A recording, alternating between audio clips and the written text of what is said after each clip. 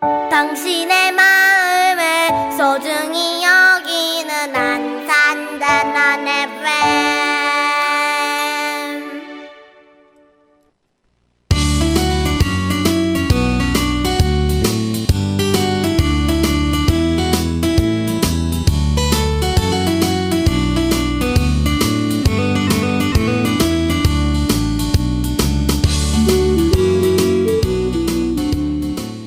안녕하세요. 88.7MHz 단원 FM에서 보내드리는 LQ를 지향한다. 전원석의 횡설수설인문학 31번째 방송을 시작하겠습니다. 참고로 LQ는 낮은 수준을 뜻하는 로우 퀄리티의 준말입니다. 저는 진행을 맡은 전원석입니다.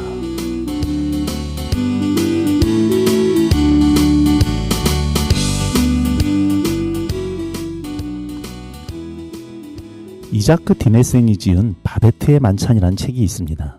동명의 영화도 있고요. 이 책의 내용은 다음과 같습니다. 프랑스의 한 마을에 한 목사님이 철저하게 금욕적인 생활을 해나가며 12명 정도의 마을 사람들과 함께 생활해 나갑니다. 그러다 그 목사님은 소천하게 되고 그의 두 딸이 목사님의 교회를 이끌어가게 되지요. 그런데 목사님이 죽은 후 마을 사람들 간에는 문제가 생기고 결국 교회는 해체의 위기까지 갑니다. 바로 그때 그 마을에 남편과 자녀를 잃은 바베트라는 여인이 찾아옵니다. 그녀는 월급을 받지 않을 테니 가정부로 자신을 고용해달라고 합니다. 목사님의 두 딸은 흔쾌히 그녀를 받아들이고 같이 생활해 나갑니다. 그런데 요리를 잘하고 지혜로운 바베트는 마을의 활기를 불러일으키고 금세 교회는 생기가 넘치기 시작하지요. 그러던 어느 날 바베트는 10,000프랑이라는 거액의 복권에 당첨이 되었고 이에 사람들은 바베트가 당연히 파리로 돌아갈 것이라고 생각합니다. 그런데 바베트는 자신을 환대해주고 받아준 마을 사람들에게 감사의 의미로 만찬을 대접하겠다고 합니다. 그리고 만찬 준비를 위해 잠시 파리를 다녀오겠다고 하지요. 그리고 드디어 시작된 만찬. 하지만 그동안 금욕적인 생활을 이어오던 사람들의 눈에 바베트가 준비한 만찬은 너무나도 사치스러웠고 이에 사람들은 불만에 가득 차게 됩니다. 그런데 막상 만찬이 시작되자 모두들 뛰어난 음식 맛에 놀라며 만찬을 즐기게 됩니다. 그리고 만찬에 참여한 자들 중에 전직 장군이었던 이가 만찬을 맛보며 놀라 이야기합니다. 이 만찬은 마치 파리의 가장 유명한 식당인 엉글레 같군. 그렇게 만찬이 진행되면서 그동안 서로 좋지 않았던 마을 사람들의 관계는 풀어지게 되고 결국 모두가 만족하고 행복함을 누리게 됩니다. 목사님의 두 딸은 바베트에게 감사하며 언제 파리로 돌아갈 것인지 묻지요. 그러자 바베트는 놀라운 대답을 합니다. 저는 파리로 돌아가지 않습니다. 10,000프랑은 이미 식사 준비로 다 썼습니다. 엉글레에서 12명이 정찬을 하면 10,000프랑이 듭니다. 저는 엉글레의 수송 요리사였습니다. 라고요. 이 영화는 이렇게 끝이 납니다. 하나의 요리를 통해 사람들이 어떻게 말문이 트여지고 관계가 회복되어지는지를 보여주는 요리에 관한 최고의 영화였습니다. 노래 한 곡 띄워드립니다. 이선희가 부릅니다. 나 항상 그대를.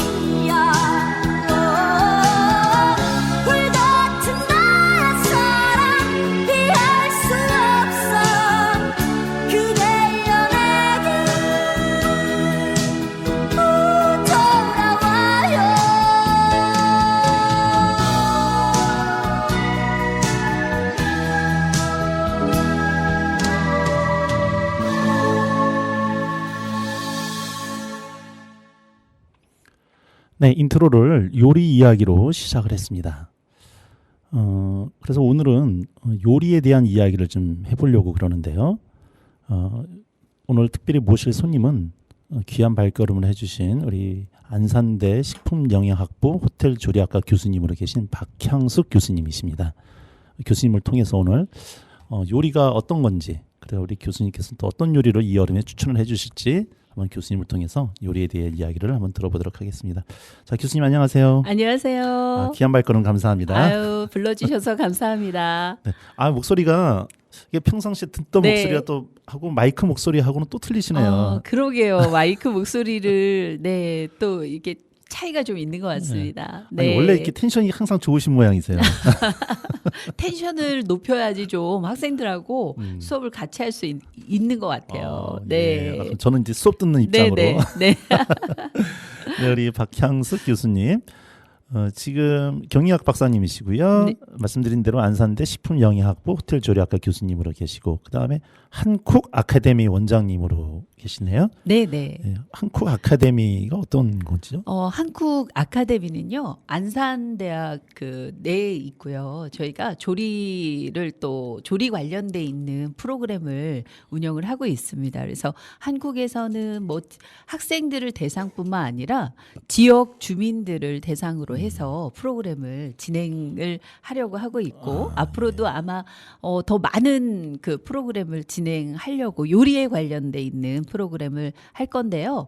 다문화 가정이라든가 그다음에 뭐 실버층을 위한 프로그램, 그다음에 재직자 프로그램 등을 좀 기획하고 있습니다. 그러니까 이게 안산대 학생들만을 위한 게 아니라 네네. 지역 주민들을 위해서. 네네. 그런 의미에서 지금 안산에는 4개 대학이 좀 있죠. 네. 안산대, 신안산대, 그다음에 한양대, 그다음 서울예대. 그런데도 불구하고 안산대에 대한 일반 안산 주민들의 어떤 홍보라고 그럴까요? 이게 어떤 학교인지를 네네. 잘 모르는 것 같아요.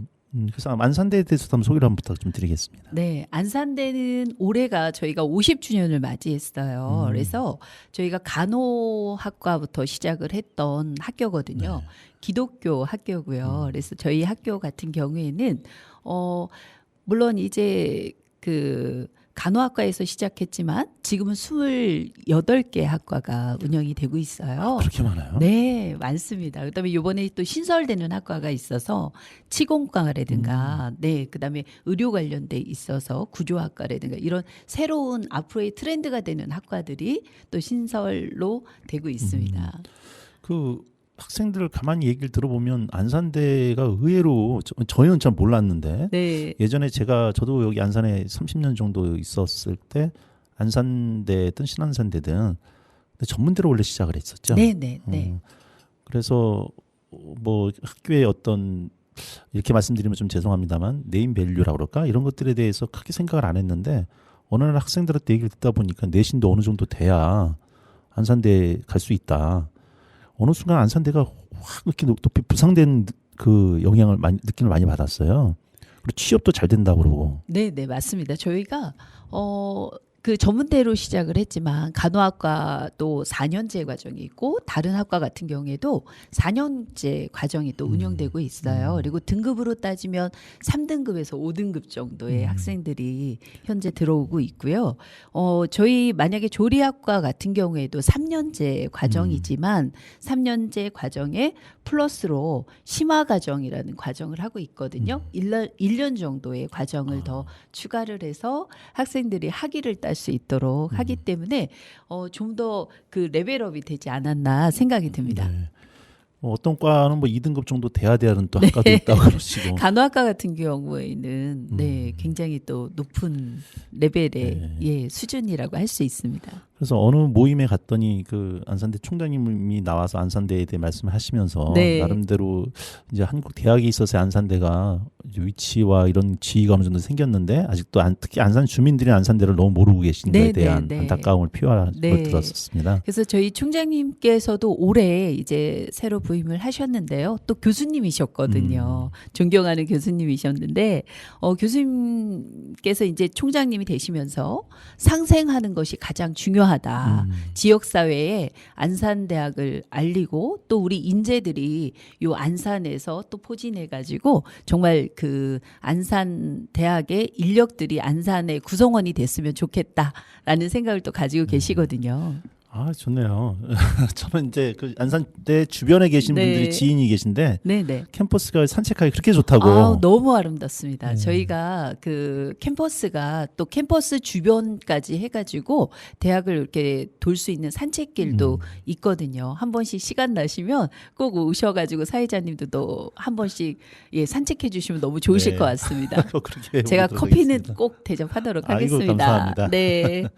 아니 그 학교 홈페이지에 올라온 제 이력을 제가 좀 보고 있는데 여러 가지 일을 좀 하셨어요. 네네. 현재 공주대학교 산학협력단의 로컬푸드 교육 강사님으로도 활동하시고 농업기술원 자문위원 및 교육 강사님, 그다음에 주식회사 최선당에서 R&D 메뉴 개발 팀장도 네네. 하셨고 현재는 오방세 컬러푸드 테라피 대표이사님으로 맡고 계시고요. 네, 그래서 제가 그런 경력들로 해가지고 제가 학교에 지금 안산대학에도 겸임으로 일을 하다가 학생들을 가르치는 일을 하다가 지금은 이제 전임으로 3년 차가 됐습니다. 와. 네, 그래서 이제 조금 더 책임감을 가지고 네. 안산대 또 호텔조리학과에 또 어머니 같은 마음으로 네. 학생들을 지도하려고 하고 있습니다. 아니 이게 보이는 라디오라면 지금 우리 교수님의 모습을 비춰드리면 좋을 텐데 이 목소리만 나가서 참 안타깝기는 하지만 어머님 같은이라고 말씀하셨는데 외모를 딱 뵙기에도 푸근한 어머니의 모습 아이고 감사합니다. 한복이 잘 어울리실 것 같아요. 네, 네. 제 자랑 같아서 좀 그렇긴 한데 학생들이 왜냐하면 학생들이 또 자주 하는 말 중에 학교에 왔는데도 저희 어머니가 있네요. 네. 이런 이야기를 해서 제가 말씀드린 거예요. 아니, 빈말이 아니라 정말 네, 그러세요. 네. 그래서 아이들을 좀 따뜻하게 지방에서 온 학생들도 있거든요. 네. 그리고 요리를 하는 거기 때문에 제가 또 학생들한테 늘 이야기를 하는 거지만 음식을 나누면서 자연스럽게 정은 쌓이는 거다. 그리고 저도 아이들이 또 큰 아이들이 또 있다 보니까 우리 학생들이 정말 제 자식 같은 마음입니다. 네. 네. 아, 말씀만 들어도 따뜻해집니다. 네. 그럼 학생들이 졸업하면 주로 진로를 어디로 가게 되나요? 네, 진로가 예전에는 호텔 조리학과다 그러면 호텔로만 취업을 한다라고 생각을 하시는데요. 그렇지 않고요. 요즘은 오히려 단체 급식 쪽에 대기업에서 운영하는 단체 급식을 굉장히 선호하고 있어요. 왜냐하면 연봉이 굉장히 높거든요. 그리고 대기업에 들어가면 그런 인센티브라든가 이런 것들을 받기 때문에 대기업을 선호하기도 하고 그다음에 학생들은 자기가 좋아야지 진로를 선택을 하거든요. 그래서 저희가 다양한 프로그램이 있어요. 요리만 배우는 게 아니라 제과제빵이라든가 그다음에 커피라든가 와인 뭐 이런 또 제가 또 기존에 있던 그 이력 중에 메뉴 개발 일을 네. 했었는데 메뉴 개발 관련돼 있는 식품회사라든가 이런 데를 다양하게 본인들이 이렇게 선택해서 가고 있습니다. 그래서 저희가 3년제 과정이면 1, 2학년 때는 기본이 되는 조리 수업을 한다면 3학년 때는 자기의 진로를 어느 정도는 결정하면서 그다음에 그 방향으로 이력을 좀 쌓아가고 있습니다. 그 호텔 조리학과지만 전체 요리인데 네네. 여기도 뭐 한식 있을 거고 중식, 일식 네. 다 있을 거 아니에요. 네. 교수님은 그 중에 어떤 걸 담당하시는 거예요? 저는 전공이 한식입니다. 그래서 한식을 전공하고 있고요. 네. 그래서 제가 담당하는 과목은 궁중 요리라든가 발효 음식, 그다음에 한식 기초 과정을 하고 있어요. 정말 한식이네요. 네, 정말 한식을 하고 있습니다. 저희가 공부할 때는 한식이 그닥 그렇게 인기가 있지 않았어요. 네. 그래서 한식을 전 사실은 안 하고 싶어 했습니다. 근데 교수님께서 저희 스승님께서 너마저 한식을 안 하면 누가 한식을 하니 이렇게 이야기를 하시면서 앞으로는 한식을 해야 한식을 좀 알리는 사람이 필요하다 이렇게 얘기하시고 또 많이 꾸짖어 주시고 하시면서 한식을 시작하게 됐는데 너무나 또 매력 있기도 하고요. 그리고 이 한식은 정말 또 지금 이제 K푸드 해가지고 세계적으로 한국 음식에 관심들이 많잖아요. 네네. 그래서 한국 음식이 정말 세계화될 수 있는 이유는 너무나 많거든요. 슬로우 푸드라고 하잖아요. 그래서 천천히 만들어지는 음식의 가치를 이제는 조금이지만 좀 인정을 받고 있는 것 같습니다.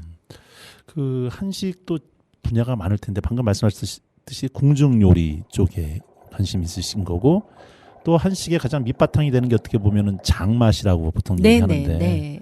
뭐 두 개가 떨어져 있는 건 아니겠지만 또 쉽게 또 연결되지는 또 않아요. 한식에 장하면은 뭔가 이렇게 온기에 담겨져 네. 있어서 서민적인 느낌이 네, 드는 네. 반면에 네. 궁중 요리는 그릇 자체부터가 화려하고 색깔도 화려하고 근데 두 가지가 연결될 수 있는 접점이 아무래도 있겠죠. 그럼요. 모든 우리가 냉장 냉동이 없던 시절에는 모든 것들이 보관을 하기 위해서 발효를 했다거나 아니면 뭐 건조를 했다든가 이런 과정 등을 통하는데 우리가 장류는 너무 중요한 양념이잖아요. 그래서 장류를 만들려면 일단 뭐 소금이 필요하기도 하고 그다음에 콩으로 만든 메주가 필요하기도 하고 그런데 이러한 식재료들을 가지고 궁중에서도 다 이런 음식들로 해서 만들어졌기 때문에 궁중 음식도 자세히 들여다보면 안에 발효 음식이 정말 기본이 되는 음식들로 짜여져 있습니다. 저희 부모님도 이제 항상 시골에서 메주를 쑤어서 그걸 장을 담으시다가 네. 이제 서울에 올라오셔서는 그 장맛을 잊지 못해서 네. 제가 어디 출장 갈 때마다 그 지역에 장을 꼭 사갖고 와요. 그래서 뭐 조그맣게 사갖고 와서 드리면 항상 하시는 말씀이 이 맛이 아니야. 이 맛이 아니야. 늘 그러세요. 네, 네. 그렇다고 지금 아파트에서 장을 담을 수도 없고 근데 직접 어떻게 네. 장을 어떻게 담으세요? 장을 왜냐하면 저도 이제 도시에서 살다 보니까 도시에서 장을 담그게 되면 그 맛이 나지 않습니다. 왜냐하면 그 발효 과정이 말 그대로 항아리에서 이제 발효 과정을 거쳐야 되잖아요. 근데 그 발효하는 데에도 공기가 잘 통화해야지 되고 좋은 공기와 바람과 이 자연이 만들어주는 거거든요. 근데 그거를 충족하지 못하기 때문에 도시에서 하는 건 좀 어렵고요. 저는 이제 강원도에 친정집이 있어서 친정에 가서 1년 농사처럼 한 번씩 만들어 놓고 필요한 양만큼 가져오고 있습니다. 네.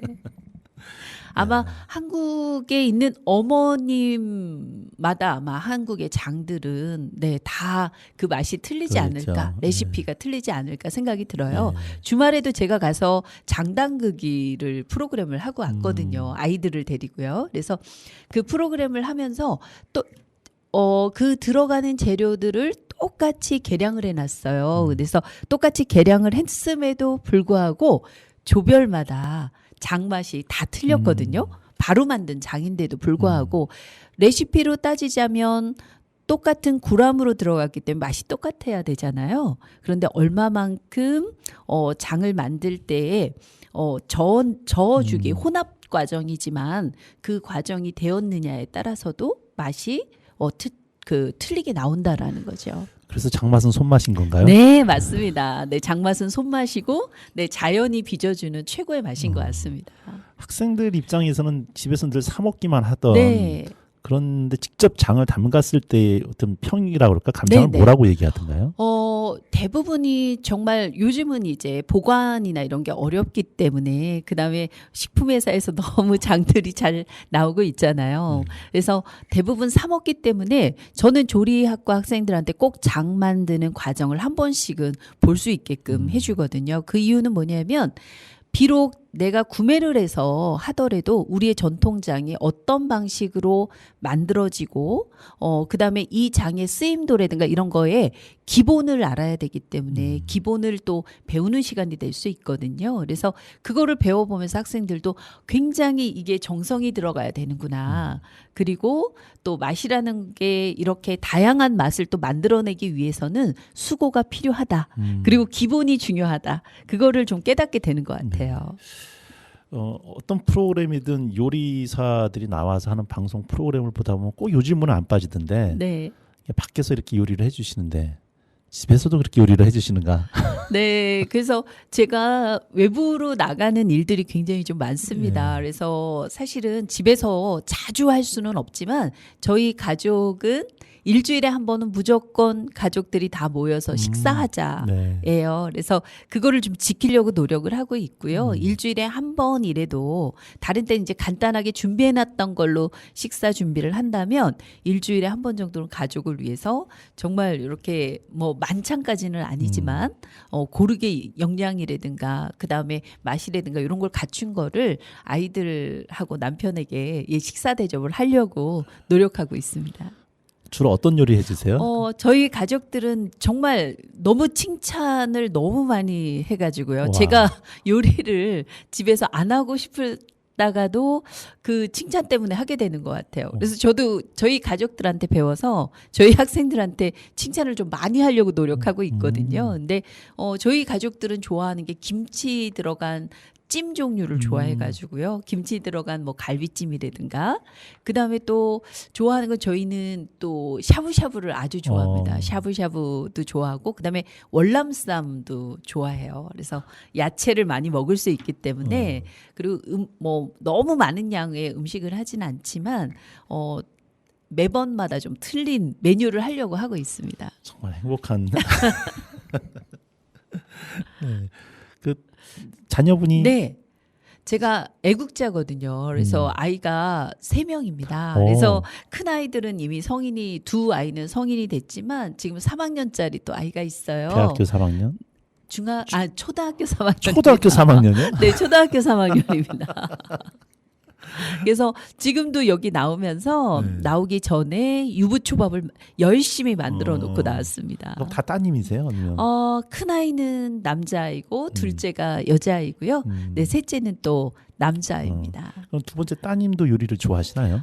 요리를 좀 잘하는 편이에요. 별도로 요리를 엄마한테 배우겠다라고 가르쳐 준 적은 한 번도 없는데 제가 없을 때 친구들이 오면 집에 와보면 떡볶이도 해주고 그다음에 본인이 스파게티도 만들어주고 친구들을 대접을 너무 잘하더라고요. 와, 엄마의 그걸 물려받은 것 같네요. 그냥 알게 모르게 또 관심을 갖게 됐던 것 같아요. 따님이 똑같은 길을 가겠다 그러면 어떻게 권하실지? 저는 권하지는 않을 것 같습니다. 너무 힘든 부분도 있고요. 그래서 정말 근데 본인이 좋아한다면 말릴 수는 없겠지만 제가 막 이 길이 괜찮다라고 또 데리고 가기에는 좀 힘듦이 있을 것 같아요. 그렇군요. 아마 이게 요리를 배워오시면서 겪으셨던 또 여러 가지 힘든 것들이 있으시니까. 네. 그 얘기는 우리 잠깐 노래 한 곡 듣고 또 말씀을 나누도록 하겠습니다. 우리 교수님한테 노래 한 곡 부탁을 드렸더니 이문세가 부른 사랑은 늘 도망이라고 하는 곡을 좀 골라주셨어요. 네. 왜 사랑에 대한 아픈 기억 있으신가요? 아니 이문세 너무 팬이고요. 고등학교 때 정말 한참 그 감성이 예민할 때 이문세 노래를 들으면서 위안을 많이 받기도 하고 막 공연장 또 따라다니기도 하고 했던 기억이 있어요. 그래서 그 음악이 나올 때면은 또 이문세 그 노래에 뭐 여러 가지 또 뭐 추억이라든가 이런 것들도 생각나기도 하지만 그 리듬이라든가 이런 것들이 마음을 편안하게 해주는 것 같습니다. 자, 이 정도 들으시면 우리 교수님의 연식을 어느 정도 아실 수 있을까 생각이 좀 듭니다. 자, 이문세가 부릅니다. 사랑은 늘 도망. 눈물이 난다 이 길을 걸으며 그 사람 손길이 자꾸 생각이 난다 붙잡지 못하고 가슴만 떨었지 내 아름답던 사람아 사랑이란 게 참 쓰린 거더라 잡으려 할수록 더 멀어지더라 이별이란 게 참 쉬운 거더라 내 잊지 못할 사람아 사랑아 왜 도망가 수줍은 아이처럼 행여놓아 버릴까봐 꼭 움켜쥐지만 그리움이 쫓아 사랑은 도망가 잠시 쉬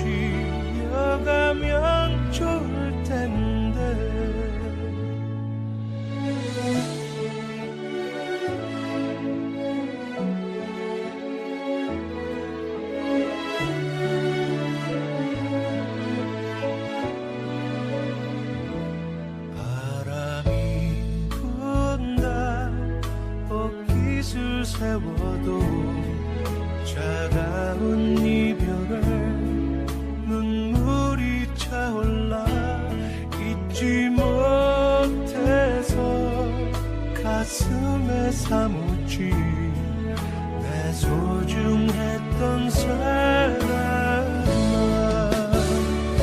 사랑아 왜 도망가 수줍은 아이처럼 행여 놓아버릴까봐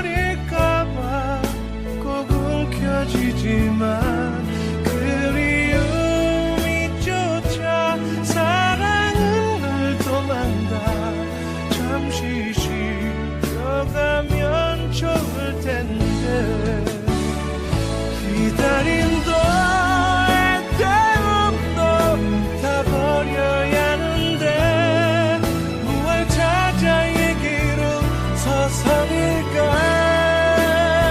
무얼 찾아 여기 너 사랑아 왜 도망가 수줍은 아이처럼 행여 놓아버릴까봐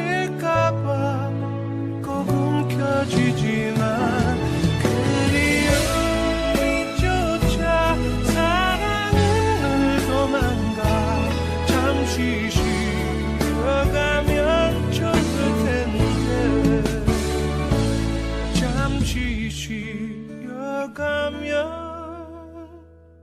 좋을 텐데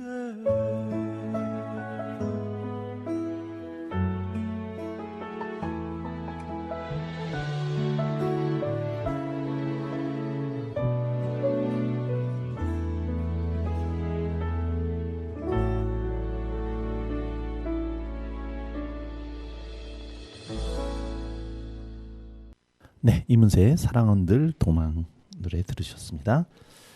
자, 우리 교수님은 요리를 언제부터 네. 관심을 갖게 되셨어요? 아, 요리를 관심을 제가 언제부터 갖게 됐을까요?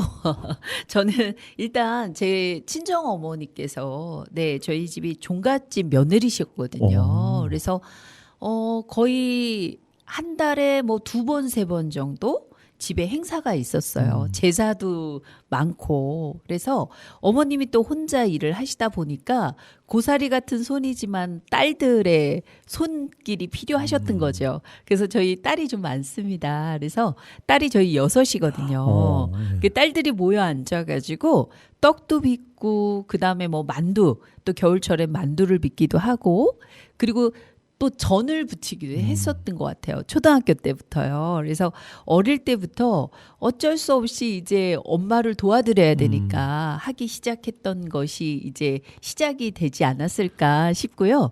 그리고 이제 제가 고등학교 때 저는 잘 기억이 없는데 친구들을 만나면 그때 자취를 하면서 너가 한 번씩 따뜻한 밥에 또 볶음에 이런 요리를 해줬던 것이 너무 기억이 난다라고 얘기를 하더라고요. 아니, 어렸을 때 요리를 내가 원치도 않는데 엄마 도와서 요리를 하다 보면 네. 막 그게 짜증나고 싫었을 텐데. 근데 네 나가서 놀고 싶다라는 생각을 많이 했었던 것 같지만 저희가 또 안 도와드리면 엄마가 너무 힘드시니까요. 그래서 엄마의 좀 그 고단함을 조금 덜어드리고 싶다라는 마음이 있지 않았을까. 그래서 엄마한테 좀 보태드리고 싶다라는 손길을 보태드리고 싶다라는 마음이 일단 우선이었었던 것 같아요. 그러면 같이 지금 자매님 네. 분들도 전부 다 요리에 관련된 뭐 일들이나 아니면 요리를 좋아하시나요? 아, 요리는 아니고요. 한 언니는 큰 언니는 다도 쪽 차를 하는 네, 일을 하고 있고요. 또 둘째 언니는 제주도에서 맛집을 운영하고 있습니다. 그래서 식당을 하고 있고요. 반반입니다. 저희가 요리를 잘하는 딸이 6이라고 말씀드렸잖아요. 3명은 요리를 잘하고요. 3명은 요리를 아예 못합니다. 네, 그리고 저희 마지막에 귀동이 7번째 아들이 있어요. 현재 셰프로 일을 하고 있습니다. 남동생이. 네. 역시 한식 쪽으로. 아, 네, 다양하게 양식을 전공했지만 지금은 네, 다양한 음식을 하는 셰프 일을 하고 있어요. 집안에 요리사의 피가 흐르시는군요. 이야, 그러시구나. 그러면 선생님 요리를 하시다 보면 네. 아 이제 요리가 나에게 천직이다라는 네. 생각을 가셨을 거고 네네. 그래서 이렇게 질문을 드리면 나에게 있어서 요리란 과연 무엇일까? 네. 뭐 이렇게 질문을 드리면 어떻게 대답을 주실까요? 아, 나에게 요리란 나를 나답게 하는 거라는 생각이 들어요. 저를 저답게 만들어 주었던 것이 요리다라는 생각이 드는데요. 코로나 때 모두 힘들었잖아요. 그때 또 다시 한번 이렇게 좀 깨달은 바가 있는데 코로나 당시에 제가 대면 수업을 못 했습니다. 그렇죠. 그래서 녹음을 해가지고 이렇게 녹음하기도 하고 이제 동영상을 찍어서 아이들한테 이렇게 영상 수업을 진행을 했었는데요. 그럼에도 불구하고 제가 음식을 만드는 영상을 보고 학생들이 저한테 교수님이 너무 요리할 때 모습이 행복해 보여서 자기들도 그 모습을 보면서 행복했다. 예, 그 얘기를 해줬을 때 굉장히 좀 감동을 받았고요. 네. 그리고 저 역시도 마찬가지로 너무 아이들이 집안에서만 이 동영상 수업을 하다 보니 얼마나 답답할까.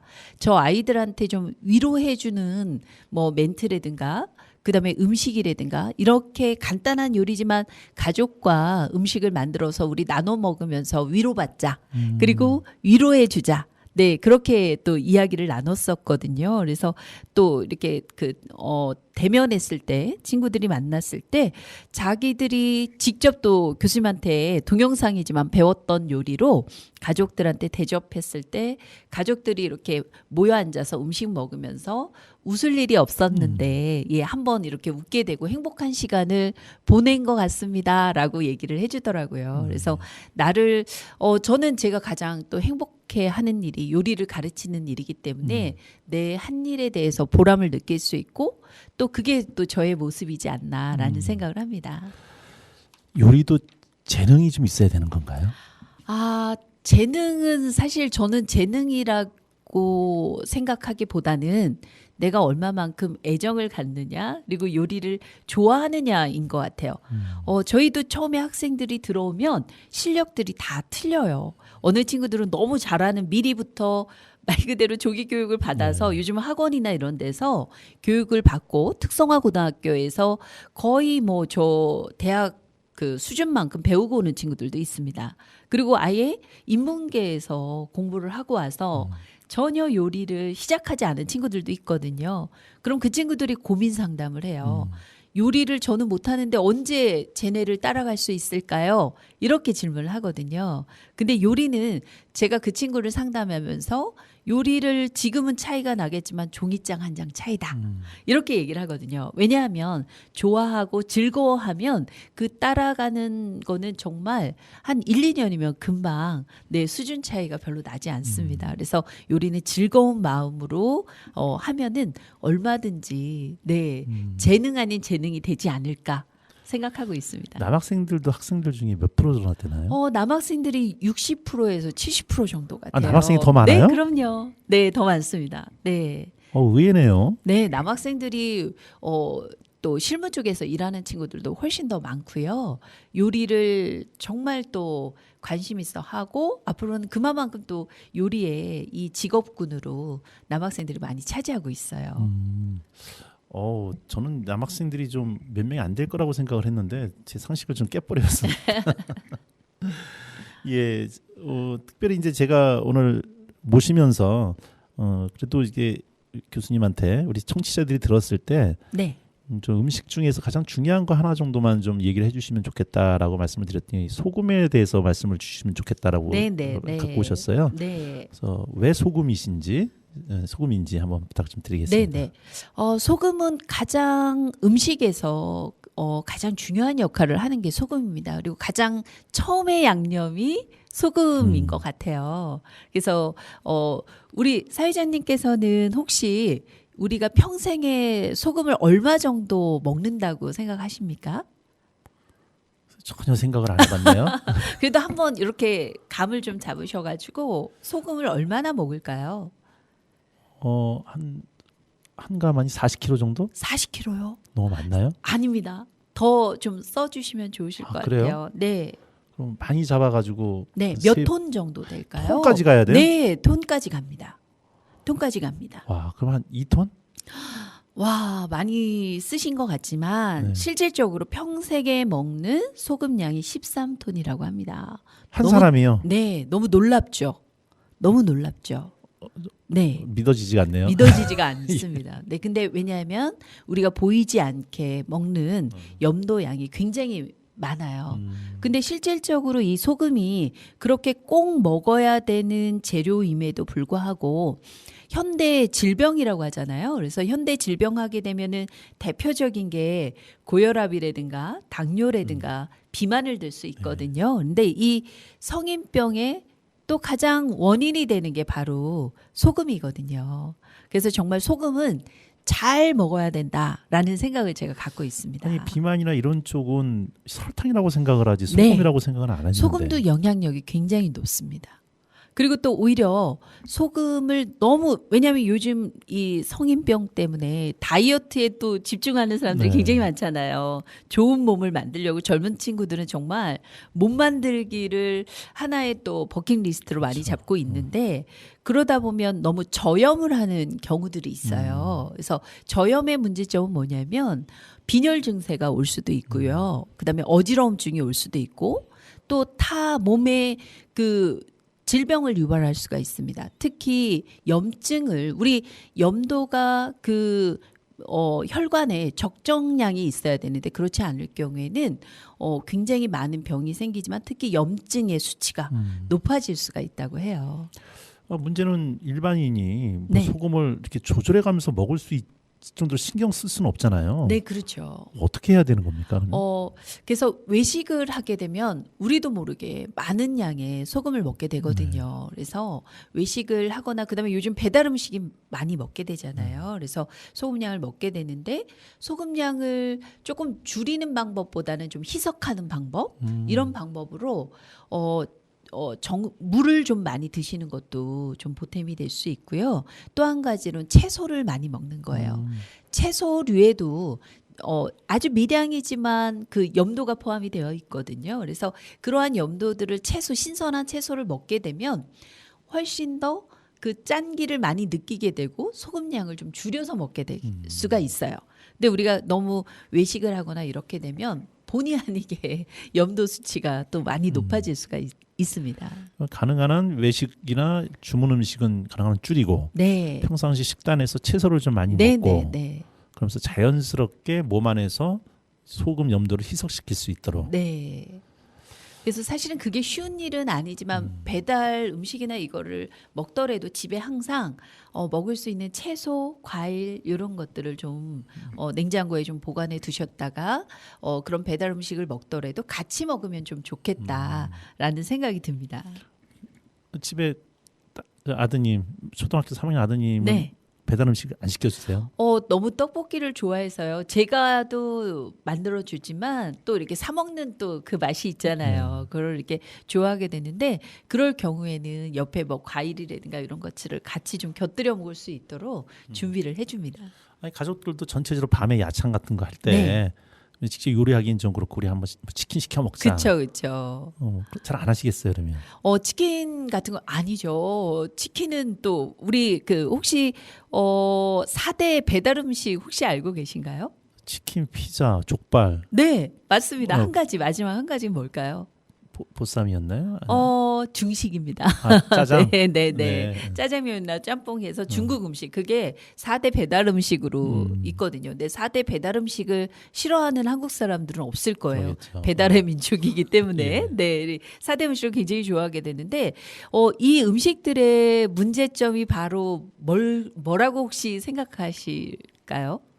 지금 말씀으로는 뭐 염도가 높다라는 네, 건데. 네, 그것도 있고 균형적이지 못하다. 영양소가? 네, 영양소가 약간 좀 치우쳐 있죠. 단백질이나 뭐 지방이나 그다음에 탄수화물이나 이렇게 좀 치우쳐져 있어요. 그래서 이런 음식들을 먹을 때 조금 더 이제 주부나 아니면 요즘 혼밥도 많이 하잖아요. 혼밥도 하더라도 나를 위해서 균형 있는 식사를 위해서 그러한 채소들 같이 먹을 수 있는 생으로 먹을 수 있는 채소가 의외로 또 있거든요. 여름철 특히 여름철에는 뭐 오이, 당근, 토마토도 여기에 과일 겸 채소로 쓰일 수 있고요.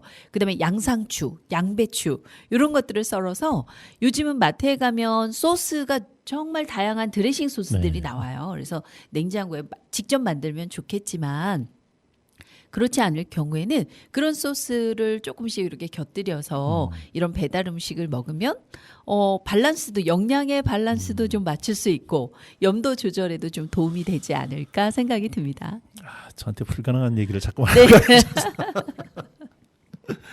아니 근데 저희 아이들은 당근을 그렇게 싫어해요. 네. 당근 안 먹으면 뭐 다른 대체 채소가 있을까요? 당근도 이제 비타민류잖아요. 그래서 비타민 채소기 때문에 다른 뭐 비타민이라든가 이런 것들을 해주면 좋을 것 같고요.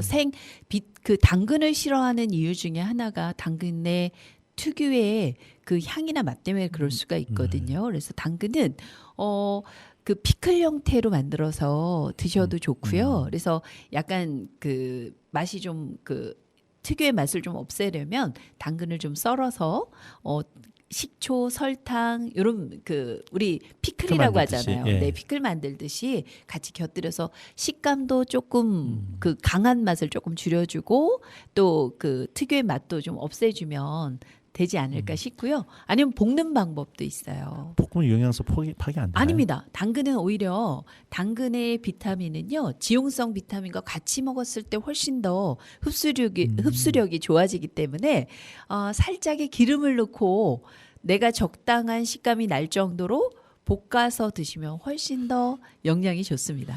아니, 교수님이 한번 이 정규 프로 맡으셔가지고 뭐 2주의 음식 정도 이렇게 계속 방송해 주시면 좋겠다는 생각이 갑자기 좀 듭니다. 어렸을 때 왜 아이들이 네. 어떤 음식을 특별히 싫어하는 경우는 네. 그 아이가 몸에 맞지 않는 거기 때문에 억지로 권하지 말라라는 얘기를 들은 네, 적이 네, 있는데 네, 맞는 네. 얘기인가요?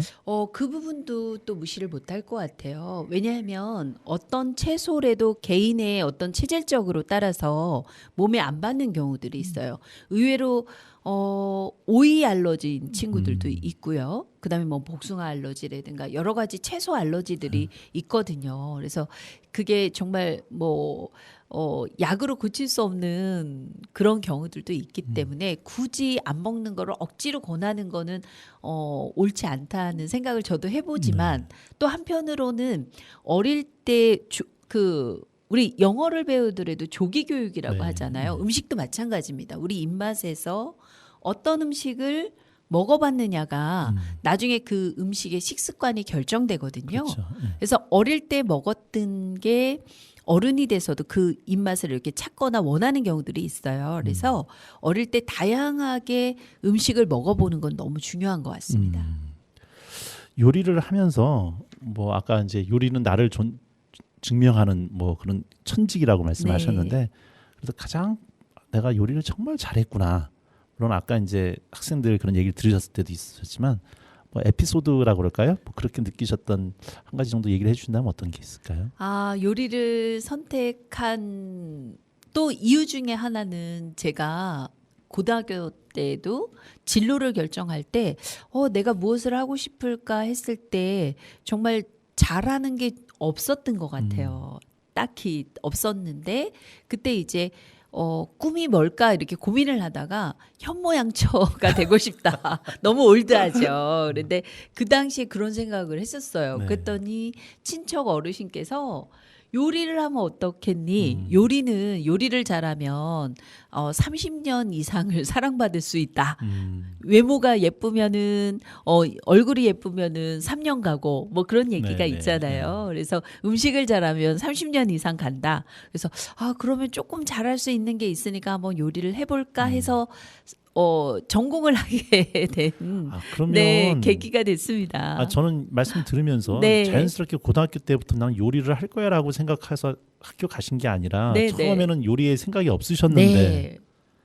그러셨군요. 네, 그렇게 해서 이제 시작은 됐었는데요. 음식하면서 정말 이렇게 보람을 느끼고 했던 경우들이 이제 얼마 전 이야기이긴 한데요. 뭐 그 전에도 있었겠지만 어르신분들이 요즘 너무 외로워하시고 혼자 사시는 어르신분들이 의외로 많으시더라고요. 그래서 학생이 저희가 안산대 호텔조리학과에 아리아라는 동아리가 있습니다. 네, 아리아. 네, 아리아는 요리의 정석이라는 뜻이에요. 예. 그래서 제가 학교에 가면서 만들어진 동아리입니다. 그래서 저는 요리를 통해서 우리 아이들이 재능 기부를 좀 했으면 좋겠다. 그리고 사회에 기여할 수 있는 친구들이었으면 좋겠다. 그다음에 마음을 담았으면 좋겠다. 요리는 마음을 담는 거라고 생각을 하거든요. 그래서 그런 거의 일환으로 학교 때 좋은 경험을 좀 쌓게 해주기 위해서 아리아 동아리에서 봉사활동을 좀 진행을 하고 있습니다. 주로 어르신들께 요리 봉사를 하고 있어요. 근데 그 음식을 준비해서 어르신들하고 이렇게 나눠 먹는 것도 굉장히 중요하지만 어르신들을 초대해가지고 저희 학교에서 아이들 저희 조리과 친구들과 그 어르신들과 직접 음식을 만들기를 했어요. 같이 만들기. 네. 그래서 음식 만들기, 쿠키 만들기, 그다음에 머핀 이런 케이크류를 만들어서 오히려 또 어르신들도 다른 어르신들께 기부하는 그런 행사를 했습니다. 와, 예. 네. 근데 어르신분들도 받기만 하는 게 아니라 내가 또 다른 사람한테 기부를 할 수 있고 좋은 일을 할 수 있다. 그래서 요리는 이렇게 연결성을 좀 주기도 하고 이음의 역할을 하는구나. 그리고 저는 역시 또 그 이음 역할을 하는 데 있어서 저도 한몫을 하고 있다라는 생각을 하고 있어서 보람된 일인 것 같습니다. 네, 요리란 게 그냥 내가 해서 먹는 거에 그치지 않고 관계를 맺어주고 연결해주고 확장하는 정말 소중한 도구라는 생각이 좀 드네요. 네. 네, 좋습니다. 말씀 듣다 보니까 시간이 훅 지나가서 노래 한 곡 좀 더 듣고 잠깐 또 이제 말씀을 이어나가도록 하겠습니다. 네. 자, 김창완이 부릅니다. 꼬마야. 꼬마야 꽃신 신고 강가에 나가보렴 오늘 밤엔 민들레 달빛 춤출 텐데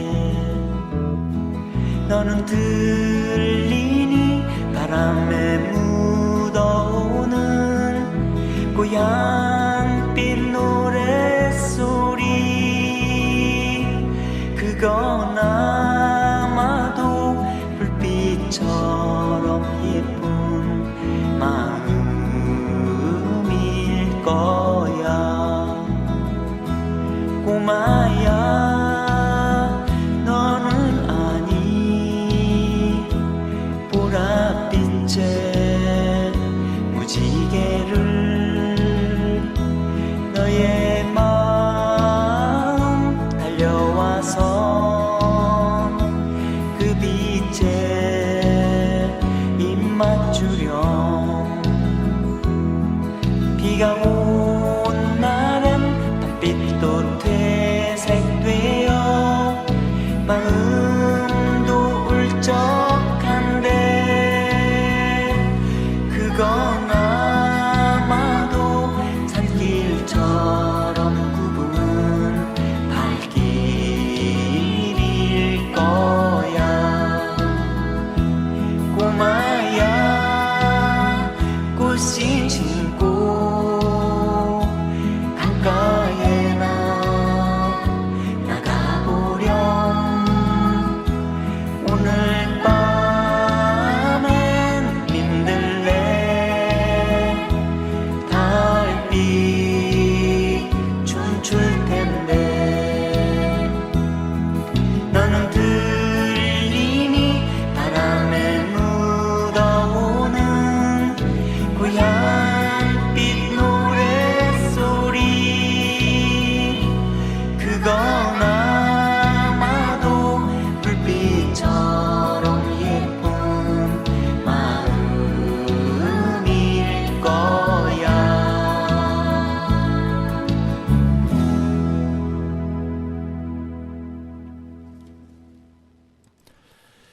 네, 이제 좀 슬슬 마무리를 해야 될 시간인데요.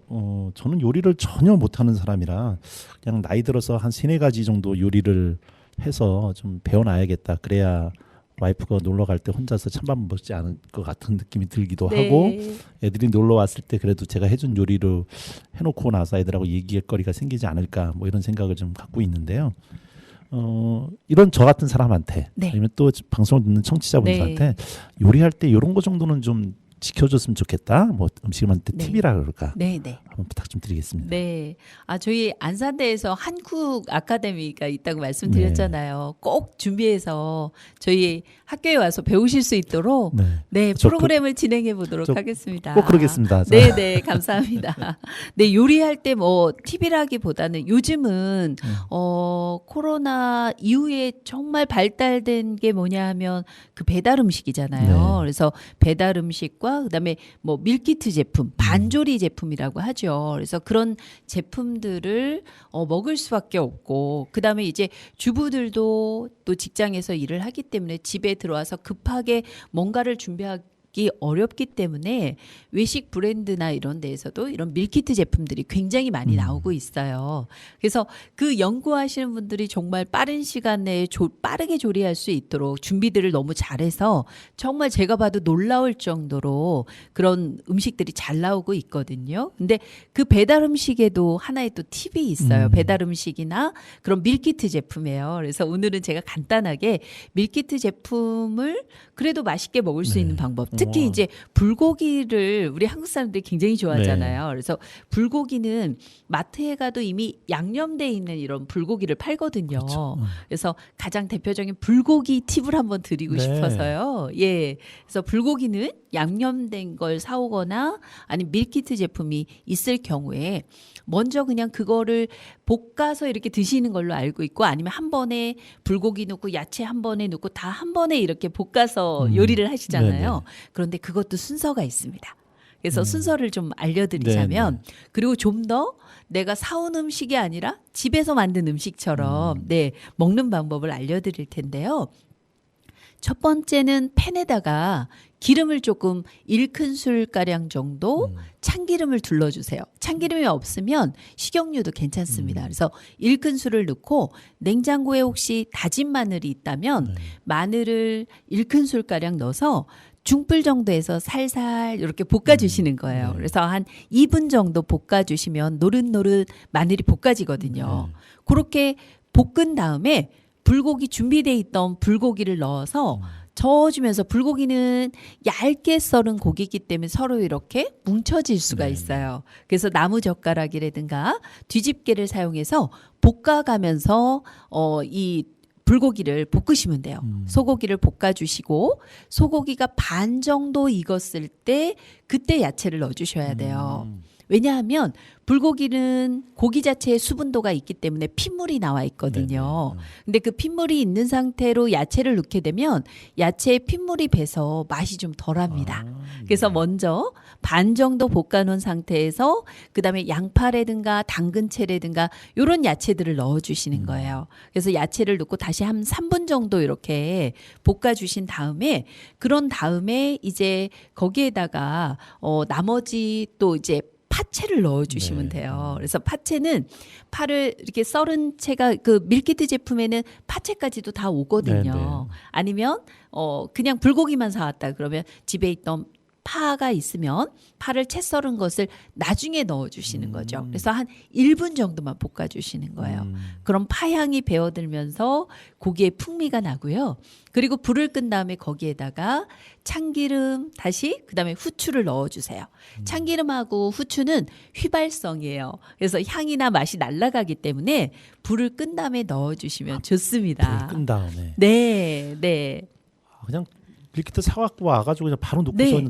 그냥 볶아서 먹었던데 네. 그래서 맛이 없게 먹었군요. 이게. 조금 더 맛있게 드실 수가 있고요. 네. 그다음에 이제 그런 뭐 배달 음식 아까도 잠깐 말씀드렸지만 배달 음식을 할 때는 영양 밸런스가 안 맞으니까 채소류나 이런 것들을 준비해서 같이 드시면 좋으실 것 같습니다.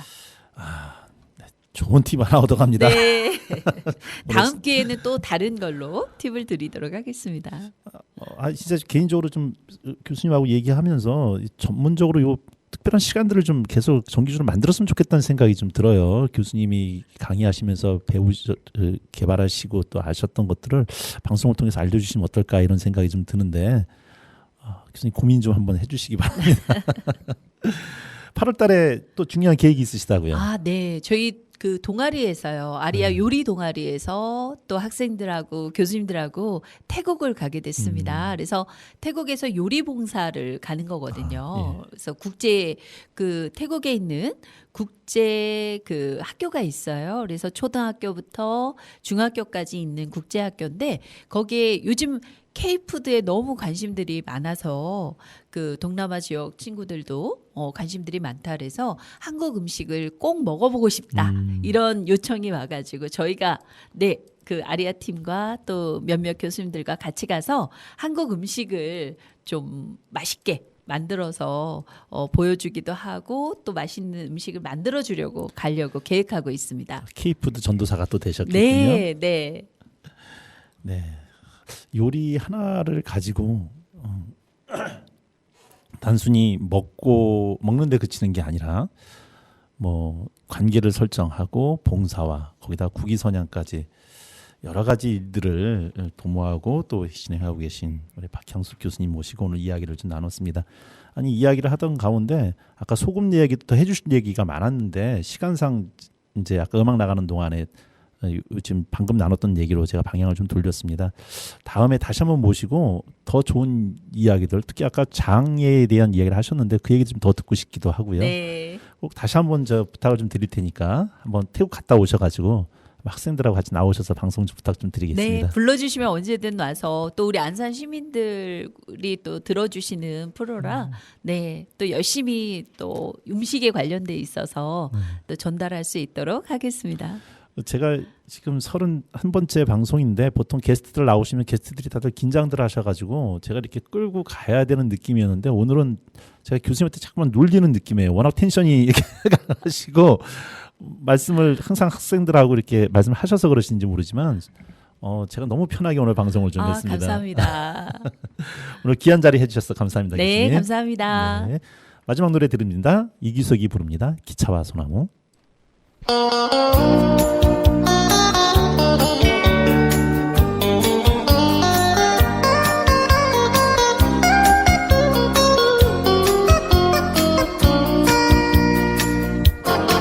기차가 서질 않는 간이역에 기작은 소나무 하나 기차가 지날 때마다 가만히 눈을 감는다 남겨진 이야기만 뒹구는 역에 기작은 소나무 하나 낮은 귀를 열고서 살며시 덕을 고인다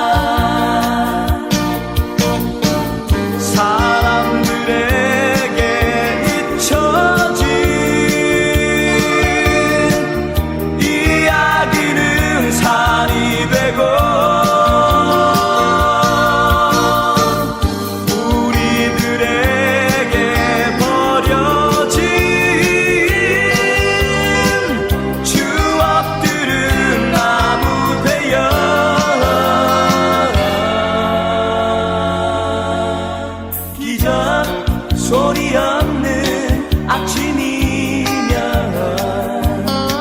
마주하고 노래를 부르네 마주보고 노래를 부르네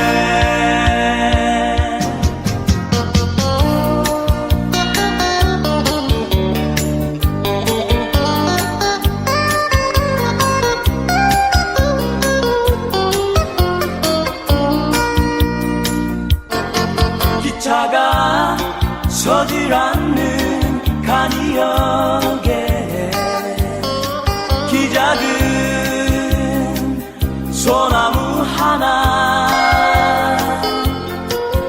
기차가 지날 때마다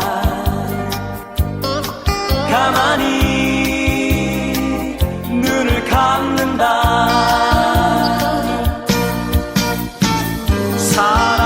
사람들에게 잊혀진 이야기는 산이 되고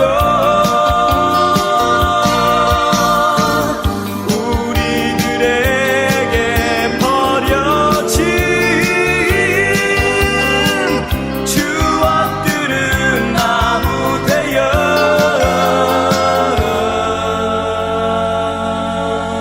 기적 소리 없는 아침이면 마주하고